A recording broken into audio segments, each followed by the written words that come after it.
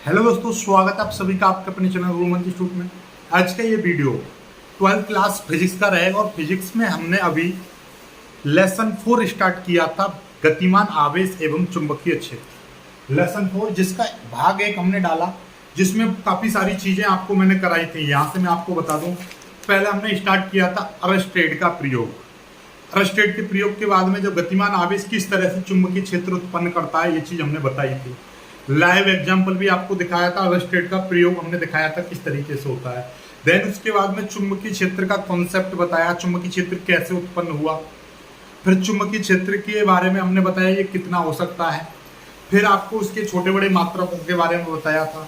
फिर प्राकृतिक चुंबक और कृत्रिम चुंबक के बारे में बताया। फिर आपको चुंबकीय क्षेत्र के गुण बताए थे, धारावाही परिनालिका बताई। फिर चुंबकीय क्षेत्र की अवधारणा, चुंबकीय बल रेखाओं के गुण बताए। और आपको मतलब कुल मिलाकर बात यह है कि अरस्टेड का प्रयोग और चुंबकीय क्षेत्र हमने करा दिया पहले भाग में। जिन्होंने नहीं देखा वो जाकर देख लीजिएगा। आज स्टार्ट हो रहा है आपका लॉरेंज बल। इंपोर्टेंट कर लीजिएगा लॉरेंज बल को। और लॉरेंज बल से बोर्ड परीक्षा में मैं आपको बता दे रहा हूँ, यहाँ से आपका बोर्ड परीक्षा में 100% कुछ ना कुछ देखने को मिलेगा। 100% मतलब या तो आपको ये थ्योरी में मिलेगा, या तो आपको ये थ्योरी में मिलेगा, या आपको एक यहाँ से न्यूमेरिकल्स आ सकता है। क्या न्यूमेरिकल्स आ सकता है इस पर बेस्ड। किस पर? लॉरेंज बल पर बेस्ड। चुंबकीय बल आपसे पूछता है, ठीक है। तो इसको बहुत ही प्यार से समझेंगे। देखिए लॉरेंज बल जो है, ऐसे समझिएगा, लॉरेंज बल एक बहुत ही इंटरेस्टिंग टॉपिक है और इसमें बहुत सारे इसमें विवाद से भी आ जाते हैं जब इसकी परिभाषा बताई जाती है। कुछ किताब में कुछ और दे रखी है, कुछ किताबों में कुछ और दे रखी है। हालांकि इसमें कुछ नहीं है, बहुत ही सिंपल है और बस थोड़ी सी चीज़ों को ध्यान रखना है। चलिए मैं आपको थोड़ा सा पुराना रिवीजन सा हो जाए। आपसे हमने बताया था जैसे कि कोई आवेश है, जैसे कि आवेश है आपका Q, तो इसके चारों तरफ क्या होगा, एक इसका क्षेत्र हो जाएगा जिसको हम क्या बोलेंगे, वैद्युत क्षेत्र। ठीक है, क्या उत्पन्न कर रहा है ये, विद्युत क्षेत्र। कोई भी आवेश जब रखा हुआ है तो उसके चारों तरफ क्या होगा, विद्युत क्षेत्र। पहले चैप्टर में हमने पढ़ा था, ठीक है।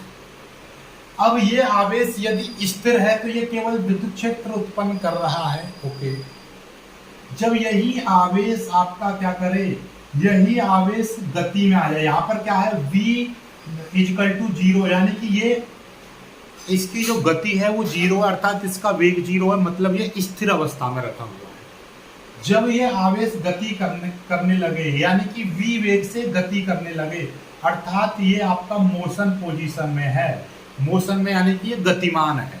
जब आवेश गति करने लगता है तो वहां पर क्या करता है, वो यदि स्थिर है तो विद्युत क्षेत्र उत्पन्न करता है, और गति करता है तो यहाँ पर ये क्या करेगा, चुंबकीय क्षेत्र उत्पन्न कर देगा। क्या करने लगेगा, चुंबकीय क्षेत्र उत्पन्न करने लगेगा। ये कैसे उत्पन्न करता है, अरस्टेड ने हमको ये बताई थी बात, कल हमने इसकी वीडियो में हमने सीखा था। चलिए यहाँ से और आगे की समझिए, ये भी एक कंडीशन है, ध्यान से समझिएगा कि ये गति तो कर रहा है। गति भी करने की दो कंडीशन आती हैं आपकी। क्या, गति ये कांस्टेंट वेग से कर रहा है, या ये गति आपका कांस्टेंट वेग से नहीं कर रहा है। कांस्टेंट वेग का मतलब क्या है कि यदि ये 5 मीटर प्रति सेकंड के वेग से गति कर रहा है और लगातार इसका 5 मीटर प्रति वेग से ही गति करता रहा, तो बोलेंगे स्थिर वेग से गति कर रहा है। यदि ये वेग को बढ़ाता चला जाए या घटाता चला जाए, यानी कि अभी 5, जैसे ही आपको क्या करा, सड़क मिली, सड़क और एकदम एक्सीलेटर दाब दिया आपने बाइक में, और लगातार बाइक की स्पीड बढ़ती जा रही है, 10, 20, 30, 40, 50, 90 तक आप स्पीड ले गए, और लास्ट में आपने क्या करा, 90 को बरकरार रखा। लगातार रोड साफ मिल रहा है, 90 की स्पीड पर चलती रही गाड़ी। 90 की स्पीड पर चल रही है तो वो आपका स्थिर, लगातार वेग बढ़ रहा है या घट रहा है तो वो कांस्टेंट नहीं रहेगा, ठीक है। यदि कोई आवेश गति करता है तो वो चुंबकीय क्षेत्र, यानी कि विद्युत क्षेत्र तो उत्पन्न करेगा ही करेगा, क्योंकि ये विद्युत क्षेत्र भी उत्पन्न करेगा। ये मत सोच लेना कि विद्युत क्षेत्र नहीं उत्पन्न कर रहा है, विद्युत क्षेत्र के साथ साथ चुंबकीय क्षेत्र भी उत्पन्न करेगा। यदि स्थिर है, स्थिर आवेश है, स्थिर आवेश आपका केवल चुंबकीय क्षेत्र उत्पन्न, विद्युत क्षेत्र उत्पन्न करता है। स्थिर आवेश केवल विद्युत क्षेत्र उत्पन्न करता है। यदि आवेश गति करने लगता है तो वो विद्युत क्षेत्र के साथ चुंबकीय क्षेत्र भी उत्पन्न करता है। दो बातें सीखे। गति यदि वो कांस्टेंट करेगा तो यहाँ पर वो क्या करेगा, एक तो आपका इलेक्ट्रिक फील्ड और एक चुंबकीय क्षेत्र दोनों उत्पन्न करेगा, ठीक है।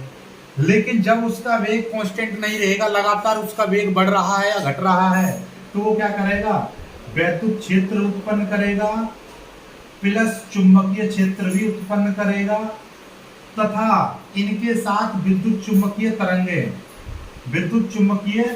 तरंगे भी अपने आप से निकालेगा, उत्सर्जित करेगा, इलेक्ट्रोमैग्नेटिक वेव्स भी उत्पन्न करेगा।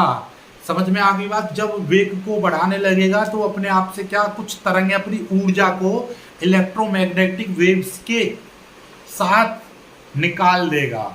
समझ में आई चीज। तो यहाँ से आपके कॉम्पिटिटिव के लिए क्वेश्चन बन जाते हैं, आपके लिए आईआईटी नीट जैसे एग्जाम में पूछ लेता है। जब कोई आवेश स्थिर अवस्था में है, कैमरा थोड़ा सा हिल रहा है हमारा, जब कोई आवेश स्थिर अवस्था में है तो वो क्या उत्पन्न करता है, जब कोई आवेश स्थिर अवस्था में है तो वो स्थिर अवस्था से गति कर रहा है, स्थिर वेग से गति कर रहा है, तो वो वैद्युत क्षेत्र और चुंबकीय क्षेत्र, केवल वैद्युत क्षेत्र और चुंबकीय क्षेत्र उत्पन्न करता है। यदि आवेश स्थिर अवस्था में है तो केवल विद्युत क्षेत्र उत्पन्न करेगा। और यदि कोई आवेश का वेग लगातार बढ़ रहा है, उसका वेग लगातार बढ़ता रहा है, इस प्रकार गति कर रहा है कि लगातार उसका वेग बढ़ रहा है, तो उस दौरान वो वैद्युत क्षेत्र चुंबकीय क्षेत्र के साथ अपने अंदर से कुछ तरंगे भी उत्सर्जित करता है, जिन्हें हम विद्युत चुंबकीय तरंगे कहते हैं। चलिए आगे की बात करेंगे हम, ठीक है। यहां तक समझ में आ गया, ठीक है, आगे बढ़ते हैं। अब जहां पर अब ये एक चीज आप ऐसा समझिएगा, अब ये गति तो कर ही रहा है, ये तो गति करने की बात रही यहाँ पर। अब हम मान के चल रहे हैं, अब इधर आ जाते हैं विद्युत क्षेत्र यानी लॉरेंज बल के कॉन्सेप्ट। तो मान लीजिए कोई एक आवेश, यानी कि यहाँ पर देखिए ये इस तरीके से है और यहाँ पर आपका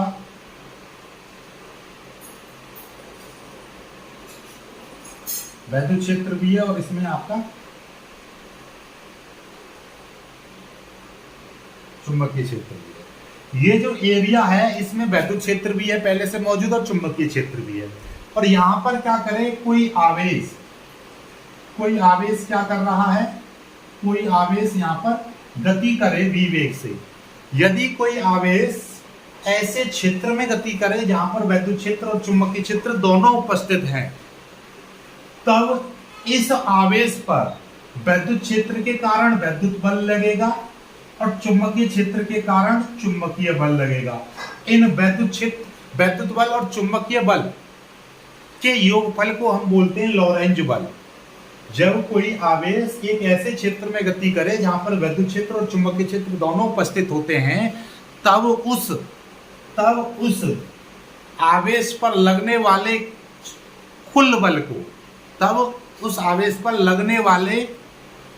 कुल बल को हम क्या कहते हैं, लॉरेंज बल कहते हैं। कुल बल का मतलब क्या है कि उस पर दो बल कार्य करते हैं, एक वैद्युत बल और एक चुंबकीय बल।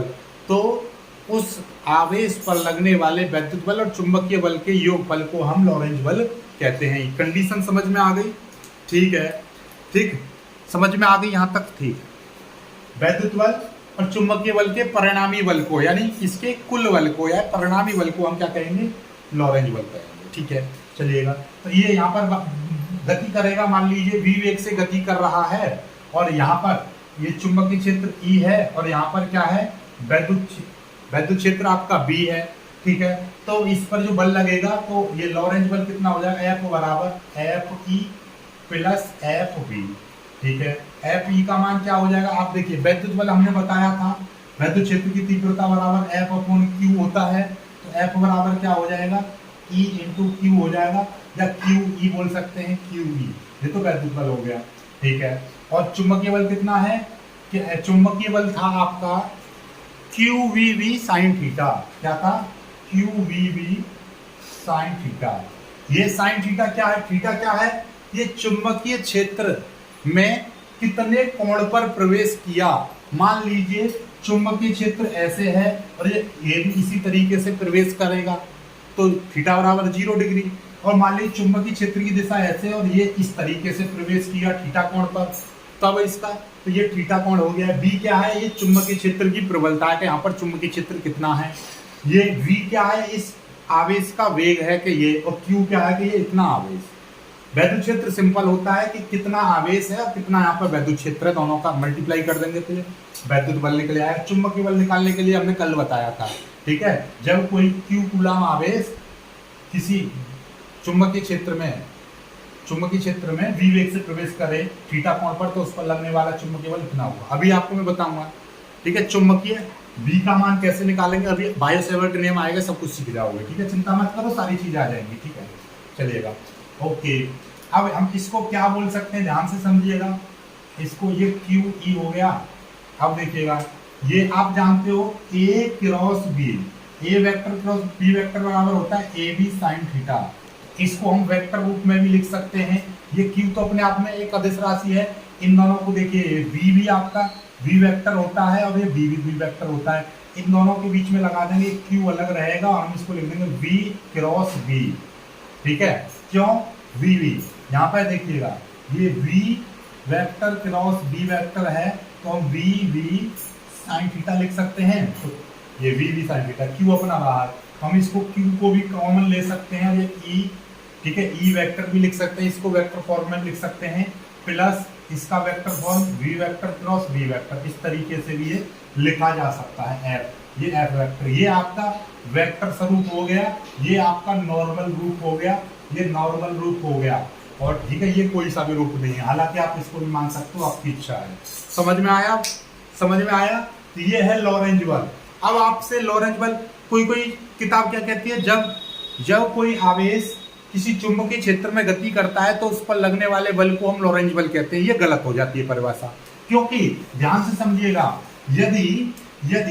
यदि यहाँ पर चुंबकीय क्षेत्र ही है और इसमें कार्य करे, इसमें कोई आवेश गति कर रहा है, तो उस पर लगने वाला बल केवल चुंबकीय बल कहलाएगा, वो केवल चुंबकीय बल कहलाएगा, उसको लॉरेंज बल नहीं कहेंगे। लॉरेंज बल, इसकी परिभाषा ऐसे बोल सकते हैं लॉरेंज बल की, कि यदि कोई आवेश ऐसे क्षेत्र में गति करे जहां पर केवल चुंबकीय क्षेत्र है, वैद्युत क्षेत्र वहां पर नहीं है, वैद्युत क्षेत्र अनुपस्थित है, तब उस पर बाल का कार्य करने वाले वैद्युत बल और चुंबकीय बल के परिणामी बल को हम क्या बोलेंगे, लॉरेंज बल। तब उस कंडीशन में हम बोल सकते हैं कि चुंबकीय क्षेत्र में कार्य करने वाले बल को हम लॉरेंज बल कहते हैं। क्यों, क्योंकि यहाँ से देखिए कंडीशन क्या बनती है, क्योंकि जब यहाँ पे हमने बोल दी, कंडीशन लगा दी कि ये ऐसे क्षेत्र में गति कर रहा है, यहाँ पर वैद्युत क्षेत्र पहले से जीरो है, तो यहाँ पर वैद्युत बल कितना हो जाएगा, अपने आप में जीरो हो जाएगा, क्योंकि यहाँ पर ये ई जीरो है, ठीक है, तो ये इस तरीके से कंडीशन आ जाती है। लॉरेंज बल की एक परिभाषा भी ऐसे लिखी होती है कि जब कोई आवेशित कण चुंबकीय क्षेत्र में गति करता है तो उस पर लगने वाले बल को हम चुंबकीय बल, या उस पर लगने वाले बल को चुंबकीय बल कहते हैं और इसी बल को हम लॉरेंज बल कहते हैं। इस तरीके से परिभाषा हो जाती है। तो चुंबकीय बल को लॉरेंज बल नहीं कहते, वैद्युत बल और चुंबकीय बल के परिणामी बल को हम लॉरेंज बल कहते हैं। ये हमेशा अपने खोपड़ी में, मस्तिष्क में बैठा लो। चुंबकीय बल या चुंबकीय क्षेत्र में गति करने पर जो बल लगेगा उसको हम लॉरेंज बल कभी नहीं बोलते, लेकिन बोला जाएगा तो उसमें वैद्युत क्षेत्र का भी जिक्र किया जाएगा, तो वहां पर वैद्युत क्षेत्र अनुपस्थित है, तभी जब अनुपस्थित होगा तब ये पूरा जीरो हो जाएगा, तब यही बल आपका लॉरेंज बल कहलाएगा। समझ में आई बात, नहीं आई, ठीक है। चल, अभी हमने बताया था कि ये लॉरेंज बल आपका एक सदिश राशि होती है, सदिश रूप में हमने बता दिया। तो इसकी दिशा की भी बात करेंगे। दिशा, तो दिशा कैसे निकलेगी, देखिए, यदि ये चुंबकीय क्षेत्र की दिशा है, ये आपका गति करने की दिशा है कि ये गति किधर कर रहा है, तो इन दोनों के लंबवत जो दिशा होगी उसको बोलेंगे हम लॉरेंज बल की दिशा। मतलब लॉरेंज बल की दिशा चुंबकीय क्षेत्र की दिशा तथा आवेश के गति करने की दिशा के लंबवत होती है, इन दोनों दिशाओं के लंबवत रहेगी। ओके, चलिए, समझ में आई बात, ठीक है। यहां से एक चीज और सीख लीजिए, यदि कोई आवेश चुंबकीय क्षेत्र की दिशा में प्रवेश करता है तो वहां पर थीटा बराबर जीरो लिया जाएगा, तो वहां पर जब थीटा बराबर जीरो लिया जाएगा तो साइन जीरो का मान जीरो हो जाएगा, तो ये पूरा का मान जीरो हो जाएगा, तो एफ बराबर क्यू ई आ जाएगा।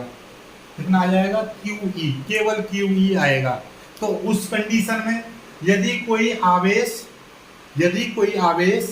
चुंबकीय क्षेत्र की दिशा में प्रवेश करता है, ठीक है, जहां पर मान लीजिए वैद्युत क्षेत्र और चुंबकीय क्षेत्र दोनों उपस्थित हैं, और चुंबकीय क्षेत्र की दिशा से प्रवेश करता है, तो उस कंडीशन में जितना उस कण पर वैद्युत बल लगेगा वही लॉरेंज बल कहलाएगा। ये भी कंडीशन है, ठीक है, ये भी कंडीशन है, याद रखिएगा। ठीक है, चलिए जल्दी से अब कुछ मान लीजिए ये चुंबकीय क्षेत्र में गतिमान आवेश पर लगने वाले जो बल को हम इलेक्ट्रॉन नलिका में देखा जा सकता है। चलिए ये तो चलो आगे की बात है, आगे सिखाएंगे, चलो ये नोट्सों में मिल जाएगा आपको। अब करेंगे एक समान चुंबकीय क्षेत्र में आवेशित कण की गति की व्याख्या, बहुत ही इंपॉर्टेंट है। ठीक है, अब आपका नया टॉपिक आ जाता है, बहुत ही शानदार इंपॉर्टेंट टॉपिक है। यहाँ से तो 100% एक न्यूमेरिकल आना ही आना है, यहाँ से तो 100% नहीं 1000% आपको एक न्यूमेरिकल डेफिनेटली देखने को मिलेगा। क्या है देखिएगा, ये न्यूमेरिकल्स के लिए क्या किया जाएगा आपका, एक समान चुंबकीय क्षेत्र में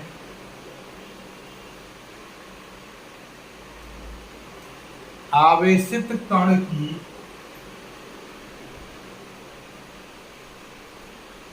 गति की व्याख्या।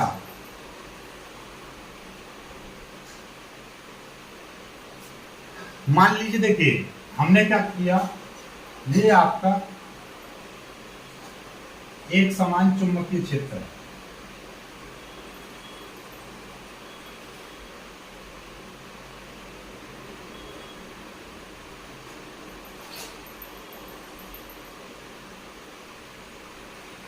ठीक है, एक समान चुंबकीय क्षेत्र बना दिया। है किरॉस जो है ये आपका, मैं क्या बता रहा हूं, ये आपका एक समान चुंबकीय क्षेत्र, ओके, ठीक है, ये हमने एक समान चुंबकीय क्षेत्र। अब इसमें मान लीजिए क्यू कूलम कोई आवेश है, क्यू कूलम का कोई आवेश इस चुंबकीय क्षेत्र में थीटा कोण पर प्रवेश करता है। थीटा कोण पर मान लीजिए यहां से इसने क्यू कूलम आवेश है और v वेग से थीटा कोण है, चुंबकीय क्षेत्र की दिशा से थीटा कोण पर यह प्रवेश करता है, और जैसे ये प्रवेश करेगा तो ये आवेश है, इस पर ये v वेग से प्रवेश करेगा तो इस पर क्या लगेगा, इस चुंबकीय क्षेत्र में चुंबकीय बल लगेगा, और ये चुंबकीय बल जैसे इसको लगेगा तो ये इसका वेग को क्या कर देगा, एकदम इसके पथ को क्या कर देगा, एक वृत्ताकार पथ में कन्वर्ट कर देगा। क्या ये वेग यानी कि क्यू कूलम आवेश जब एक समान चुंबकीय क्षेत्र में प्रवेश करेगा तो उस पर एक चुंबकीय बल कार्य करेगा, और चुंबकीय बल इस आवेश के, इस गतिमान आवेश के पथ को वृत्ताकार रूप में बदल देता है, अर्थात ये वृत्ताकार बदल देगा। इस वृत्ताकार पथ की मान लीजिए त्रिज्या मैंने r मान ली, और यहाँ पर जो आवेश है, ये वाला Q आवेश जो गति कर रहा है, इसका वेग कितना है, v है, ठीक है, ये Q कूलम आवेश कितने वेग से गति कर रहा है, v वेग से गति कर रहा है। ठीक है, ये समझ में आ गई आपको, ये कैसे हो गया, इस तरीके से घूम गया। ठीक है, चलिएगा अब इस पर जो ये जो गति करेगा, तो इसको गति करेगा तो जब मान लीजिए कोई कण वृत्ताकार पथ पर गति करता है तो उस पर एक अभिकेंद्रीय बल भी लगता है। तो ये अभिकेंद्रीय बल कहाँ से मिलेगा, ये चुंबकीय बल प्रदान करेगा, ये चुंबकीय बल, ठीक है, इस तरीके से लगातार घूमता रहेगा। चुंबकीय बल ही तो इसको बार बार गोल गोल गोल गोल घुमा रहा है वृत्ताकार रूप में। ठीक है, चलिएगा तो अब आगे की बात करते हैं। जब ये प्रवेश किया तो मान लीजिए माना क्यू कूलम आवेश एक समान चुंबकीय क्षेत्र में v वेग से थीटा कोण पर प्रवेश करता है, तब उस पर कार्यरत बल क्या हो जाएगा, F, हमने मान लिया F, तो F बराबर क्या हो जाएगा, QVV sin थीटा। यही तो चुंबकीय बल होता है, कि कितना इसका ये आवेश है, कितने वेग से चल रहा है, कितने चुंबकीय क्षेत्र में प्रवेश कर रहा है और कितने कोण पर, तो तीनों की मल्टीप्लाई कर देते हैं। ओके, अभी हम कर रहे थे तो थोड़ी सी मिस्टेक हो गई थी, तो उसको देखिएगा, मैं यहाँ पे आपको समझाता हूँ। आपने इतना सीखा कि एक समान चुंबकीय क्षेत्र में जब कोई आवेश v वेग से गति करेगा तो इसका पथ कैसा हो जाएगा, वृत्ताकार हो जाएगा। जो वृत्ताकार पथ पर कोई गति करता है कोई भी कण, तो उस पर एक अभिकेंद्र बल लगता है, ठीक है। और चूंकि ये चुंबकीय क्षेत्र में गति कर रहा है तो इस पर एक चुंबकीय बल लगेगा, दोनों बल बराबर हो जाएंगे, क्योंकि इसको अभिकेंद्र बल कौन प्रदान कर रहा है। जब ये गति करेगा तो ये गति करने पर ये इसका वेग, ये गतिमान आवेश यानी कि गतिमान पथ क्यों हुआ, इसका वृत्ताकार पथ क्यों हुआ, क्योंकि चुंबकीय बल लगा इस पर, इस कण पर ये प्रवेश तो इसने ऐसे किया, लेकिन इसका पथ कैसा हो गया, वृत्ताकार हो गया। किसके कारण, चुंबकीय बल के कारण। तो अब हम मानेंगे इसको कि माना कि Q कूलम आवेश एक समान चुंबकीय क्षेत्र में थीटा कोण पर प्रवेश करेगा तो F बराबर QVV sin थीटा होगा, लेकिन हम थीटा कोण पर नहीं, चुंबकीय क्षेत्र के लंबवत प्रवेश कराते हैं। तो हम मानते हैं इसको, यहाँ से मैंने ये चीज थीटा कोण पर प्रवेश कराकर करा दिया था, लेकिन मुझे किस पर कराना है, लंबवत पर कराना है। तो माना Q कूलम आवेश एक समान चुंबकीय क्षेत्र में V वेग से चुंबकीय क्षेत्र के लंबवत, चुंबकीय क्षेत्र के लंबवत प्रवेश करता है, लंबवत प्रवेश करता है, तब उस पर कार्य करने वाला बल कितना होगा, क्योंकि लंबवत प्रवेश करेगा तो उसका क्या हो जाएगा, आपका QVV sin theta, sine theta की जगह पर 90 हो जाएगा और साइन 90 का मान 1 हो जाएगा। तो साइन थीटा नहीं आएगा, क्योंकि साइन थीटा की जगह पर साइन 90 हो जाएगा, साइन 90 का मान 1, तो F बराबर QVV आएगा। चूंकि इस आवेश वृत्ताकार पथ पर गतिमान है, यानी कि वृत्ताकार पथ पर गति करेगा, इसलिए इस आवेश पर लगने वाला अभिकेंद्र बल, तो इस पर एक अभिकेंद्र बल भी लगेगा, तो उस अभिकेंद्र बल का मान कितना हो जाएगा, mv²/r। m क्या है, इस आवेश का द्रव्यमान, m क्या है, आवेश का द्रव्यमान हो गया, या गतिमान आवेशित कण का द्रव्यमान, ठीक है। तो यहां पर लिख दीजिएगा गतिमान आवेशित कण का द्रव्यमान। r क्या है, इस पथ की त्रिज्या, गतिमान आवेशित जो पथ है, गतिमान आवेशित कण जिस पथ पर गति कर रहा है उस पथ की त्रिज्या कितनी है, r, तो उस पथ की त्रिज्या।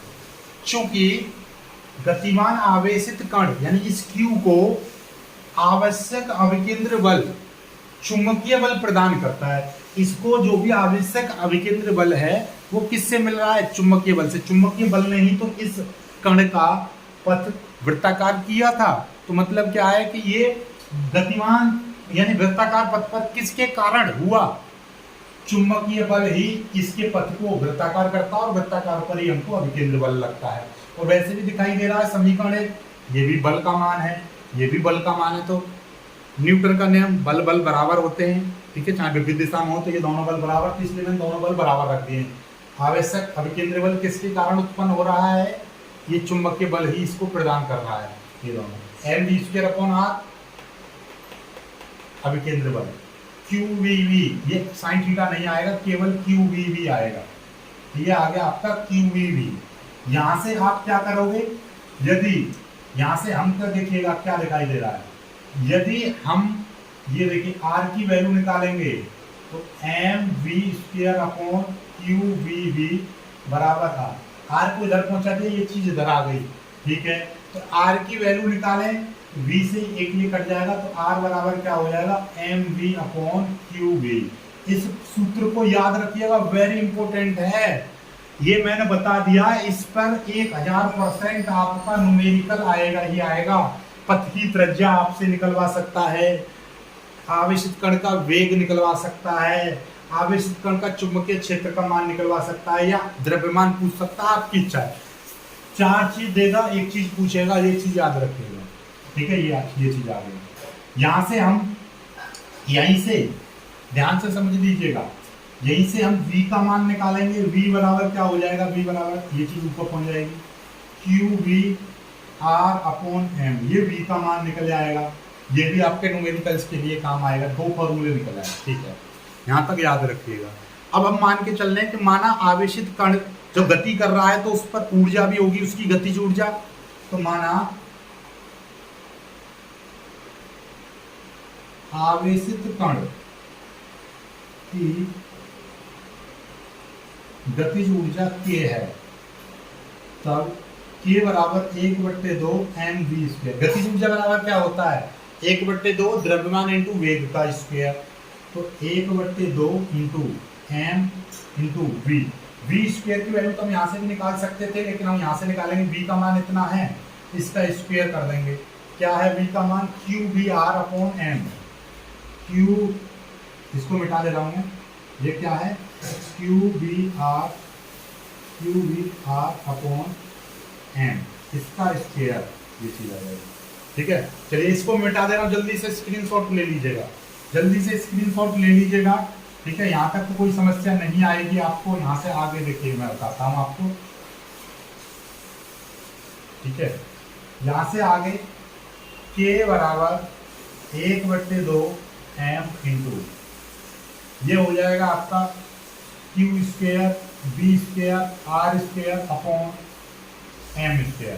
m से स्क्वायर खत्म हो जाएगा। k बराबर 1/2 Q² V² R² m, इतना आ जाएगा, इतना आ गया, ठीक है। यहाँ से हमको समझ में आ गया, इतना आ गया। चाहो तो इसको भी आप इधर कर सकते हो, इसको भी 2m के भी लिख सकते हो, आपकी इच्छा है, ठीक है। तो यदि इस टाइप की कंडीशन आ जाए, यहाँ से यदि r का मान निकालना पड़े तो किस तरीके से निकालोगे आप? देखिएगा इस तरीके से, ये 2mk, m और 2m को मैंने इधर पहुंचा दिया, 2m के बराबर Q² V² R²। यदि यहाँ से r का मान पूछे तो R² बराबर 2mk अपॉन Q² V²। तो r बराबर क्या हो जाएगा? अंडर रूट में 2mk upon Q² V²। r बराबर आपका हो जाएगा under root 2mk upon QV। ये कैसे आया? ये अंडर रूट तो ऊपर वाले पर आ जाएगा, अंडर रूट से ये स्क्वायर खत्म, ये स्क्वायर खत्म, ये अपना बाहर निकल जाएगा, अंडर रूट 2mk। तो ये कभी भी ये पूछ ले डायरेक्टली, आपको गतिज ऊर्जा दे रखी हो और त्रिज्या वृत्ताकार पथ के त्रिज्या पूछे तो डायरेक्ट ये फॉर्मूला लगा सकते हो, ठीक है। यहाँ तक समझ में आ गया। यहाँ के बाद में देखिए, इसको मिटा दे रहा हूँ मैं, यहाँ से इसकी स्क्रीनशॉट लेते रहो, ये चीज आ गई। इन फॉर्मूलों को याद रखिएगा, ये सारे फॉर्मूले न्यूमेरिकल्स में काम आएंगे, ठीक है।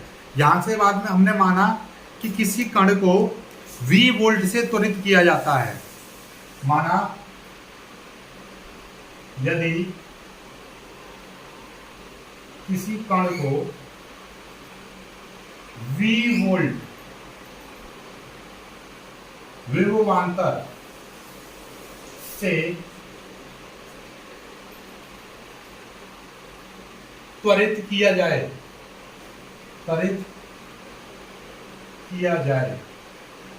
तब उसकी गतिज ऊर्जा, मान लीजिए किसी भी आवेशित कण को, ठीक है, गति कर रहा है, उस पर एक बैटरी और लगा दी जाए। मान लीजिए आप साइकिल चला रहे हो, पीछे से कोई धक्का लगाने लगे तो तेज बढ़ेगी। ऐसे ही कोई गति कर रहा है आवेश, और उस पर क्या करें? बैटरी और लगा दे, करंट और लगा दे उसको, और v वोल्ट से विभवांतर दे दें, तो वो क्या हो जाएगा? और तेजी से गति करेगा। तो Q बराबर क्या हो जाएगा? QV, यानी कि उस पर कितने आवेश पर कितना वोल्ट लगा रहे, ठीक है। तो ये उसकी गतिज ऊर्जा आ जाएगी QV, ये उसकी गतिज ऊर्जा आ जाएगी। तो ये चीज यहाँ पर K का मान क्या रख देंगे? हम QV रख देंगे। तो यहाँ से देखिएगा QV रख देंगे। ये Q का मान कहीं से भी आप निकाल सकते हो। Q का मान कहाँ से निकाल सकते हो? इनके समीकरण हमने मानी नहीं है, लेकिन हम यहाँ से आपका K का मान डायरेक्टली ये वाला भी रख सकते हैं। K का मान ये रख देंगे यहाँ से, ठीक है। तो हमको क्या निकालना है? हमको तो V, यदि R निकालना चाहें R भी निकाल सकते हैं, ठीक है, आपकी इच्छा है, ठीक। तो मैं क्या कर रहा हूँ, यहाँ पर आपका ये वाला, इस वाले फॉर्मूले में रख दे रहा हूँ। K का मान ये रहा, K का मान डायरेक्टली मैं वहाँ से रख दे रहा हूँ। तो K का मान यहाँ से रख दे रहे हैं, तो कितना? 1/2 Q square B square R square upon M बराबर क्यू बी।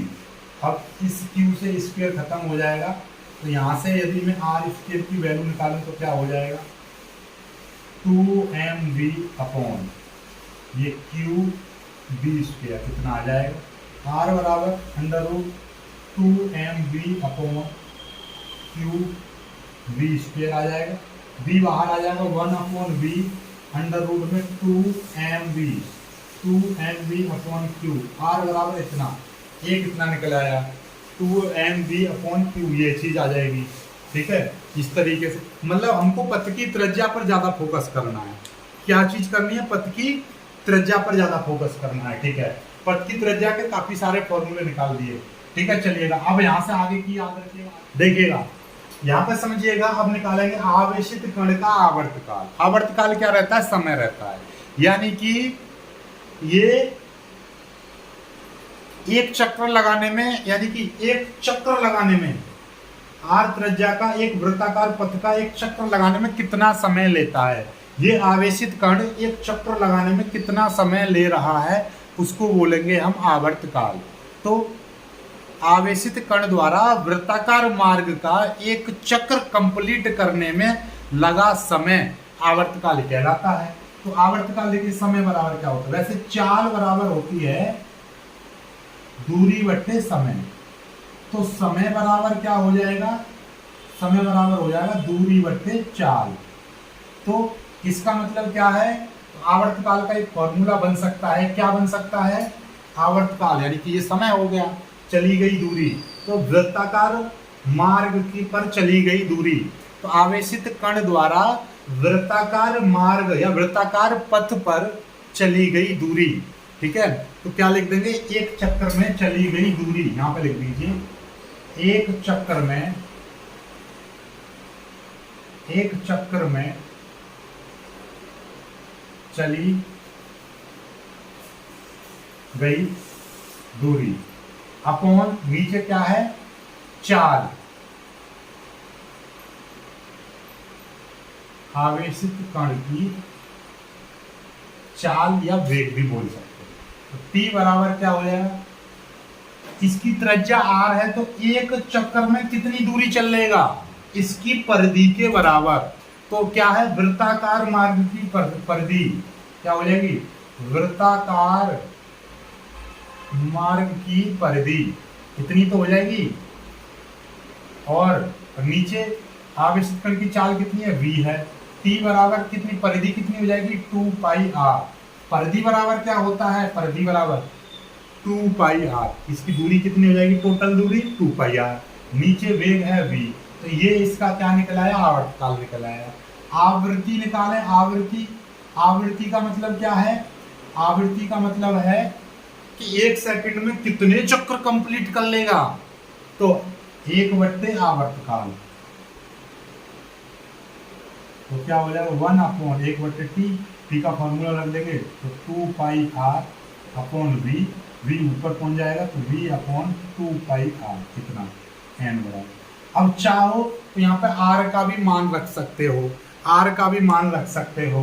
r का कौन सा, सबसे पहले हमने r का मान कितना निकाला था, सबसे पहले वाला मैं देखूं तो mv upon qv, mv upon qv, सबसे पहला मान r का इतना आया था, तो यहाँ पर मैं r का मान, इसी में r का मान रख दूंगा तो क्या हो जाएगा, इसमें 2π अपॉन v इंटू r का मान mv अपॉन qv इतना रख दूंगा, तो इससे v से v कट जाएगा तो कितना हो जाएगा 2πm अपॉन qv इतना हो जाएगा। ऐसे ही इसमें, तो फिर इसमें आप आवर्तकाल की जगह पर आप यही वाला रख दीजिए 2πm अपॉन qv, qv ऊपर पहुंच जाएगा तो क्या हो जाएगा qv अपॉन 2πm, ये इसकी आवृत्ति निकल जाएगी। ठीक है, चलिएगा यहाँ से आपका देखिएगा, तो कुल मिलाकर बात ये होगी कि आवर्तकाल बराबर आपका निकला है 2πm अपॉन qv, ये चीज आ गई, आवर्तकाल इतना निकला है। ठीक है, चलिए यहाँ तक समझ में आ रही है बात। चलिए अब यहाँ से आपके कुछ निष्कर्ष निकलते हैं। ठीक है, कुछ निष्कर्ष निकलते हैं। ठीक है, एक इस वाली समीकरण से कुछ भी मान लीजिए और एक इस वाली समीकरण से। ठीक है, ये x मान लीजिए, y मान लीजिए, कोई भी समीकरण मान सकते हो, आपकी मर्जी है। इन दोनों समीकरण से स्पष्ट होता है कि कण का जो आवृत्ति है या कण का आवर्तकाल है, ये वेग पर निर्भर नहीं करता है। वेग तो इसमें आ ही नहीं रहा है, तो इसकी वेग पर निर्भर नहीं करेगा। वेग पर निर्भर नहीं करेगा तो इसका मतलब क्या है? इसका मतलब यह है कि कण यदि छोटे कम वेग से चलेगा तो वो छोटा पथ का इस्तेमाल करेगा। ऐसे समझ लीजिए, कम वेग से चलेगा तो वो छोटे पथ का इस्तेमाल करेगा, और ज्यादा वेग से चलेगा तो वो इस तरीके से बड़े पथ का इस्तेमाल करेगा। दोनों ही कंडीशन में उसका क्या होगा, जो ट्रेवल टाइम है, एक चक्कर लगाने में जो समय है वो बराबर लगेगा। अर्थात यदि कोई कण, ऐसा समझ लीजिए, आवेशित कण छोटे पथ पर गति कर रहा है या मान लीजिए इस वाले पथ पर गति करे, तो दोनों ही कंडीशन में समय बराबर लगेगा। इसमें क्या होगा, समय बराबर लगेगा। इसमें क्या है कि इसमें वेग उसका कम होगा। वेग कम होगा तो धीरे धीरे चलेगा। जब तेज होगा, जितना ज्यादा तेज होगा उतना ही बड़ा वो वृत्ताकार पथ पर गति करेगा, यानी अपने पथ को बढ़ा लेता है ताकि समय बराबर लगे। इसलिए आपसे कोई पूछ ले तो भैया, गतिमान आवेश का वृत्ताकार पथ पर जब गति करता है तो वेग से कोई लेना देना नहीं होता है। लेना देना होता है तो चुंबकीय बल से या चुंबकीय क्षेत्र से। किससे लेना देना है? चुंबकीय क्षेत्र से। ठीक है, उसका द्रव्यमान कितना है उससे लेना देना है, और वो उस पर आवेश कितना है उससे लेना देना है। पहली चीज समझ में आई। ठीक है, कण की चाल बढ़ेगी तो वृत्ताकार पथ की त्रिज्या बढ़ जाती है। कण की चाल बढ़ती है। ठीक है, कण का यदि वेग बढ़ेगा तो जैसे छोटे वेग से चलेगा और वेग बढ़ेगा तो इसी तरीके से उसका क्या हो जाता है, वृत्ताकार पथ बढ़ता रहता है। ठीक है, चलिएगा ओके आगे। तीव्र वेग से चलने वाला कण बड़ी त्रिज्या का इस्तेमाल करता है पथ, और स्लो वेग से चलने वाला यानी कि धीमे वेग से चलने वाला छोटी त्रिज्या का पथ, यानी छोटी त्रिज्या का मतलब छोटे पथ का इस्तेमाल करता है, छोटे वृत्ताकार पथ का इस्तेमाल करता है। ठीक है, और याद रखिएगा, एक वृत्तीय चक्र पूरा करने में कण द्वारा जितना भी ये लगेगा, समय लगेगा, उसको हम वृत्ताकार पथ की पिच बोलते हैं। पथ की पिच, एक सेकंड में जितनी भी वृत्ताकार पथ पर है चुंबकीय क्षेत्र की दिशा में वो चल लेगा। ठीक है, चलेगा। बायो-सैवर्ट नियम कल कराएंगे हम, बायो-सैवर्ट नियम कल कराएंगे, क्योंकि आज थोड़ा सा मामला मजा नहीं आया पढ़ाने में, पता नहीं क्यों, काफी जगह थोड़ा मिस्टेक सी हो गई थी इस वजह से। ठीक है, चलिएगा। तो बाकी वीडियो में कुछ पसंद आया हो तो लाइक करना, शेयर करना, चैनल को सब्सक्राइब जरूर कर लीजिएगा।